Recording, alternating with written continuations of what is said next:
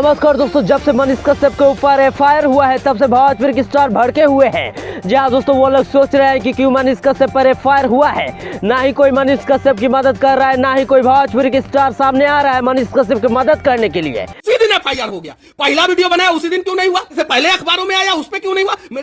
बताइए आप लोग।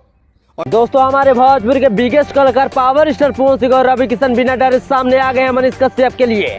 शौक की दशा में जब आदमी शौक रहता है तो उसको गर्मी और ठंडी का एहसास नहीं। कि दोषियों को जल्द से जल्द पकड़ा जाए और उन्हें कड़ी से कड़ी सजा दी। ऐसे में क्या है, खबर की पूरी जानकारी हम आपको बताएंगे। उससे पहले अगर आप हमारे चैनल पर नए हैं तो चैनल को सब्सक्राइब करते हुए वीडियो को दिल से लाइक कर दीजिए। जी हाँ दोस्तों, क्यों मनीष कश्यप के ऊपर एफआईआर हुआ है तो वो आपको पता ही होगा। दोस्तों, मनीष कश्यप को एफआईआर होने के बाद अब ये मदद मांग रहे थे उस एफआईआर से लड़ने के लिए, पर कोई सामने नहीं आ रहा था। तभी पावर स्टार और रवि किशन एफआईआर से लड़ने के लिए सामने आ गए हैं। ऐसे में दोस्तों, क्या पावर स्टार और रवि किशन इस एफआईआर से मनीष कश्यप को छुटकारा दिला पाएंगे या नहीं, कमेंट बॉक्स में जरूर बताएं।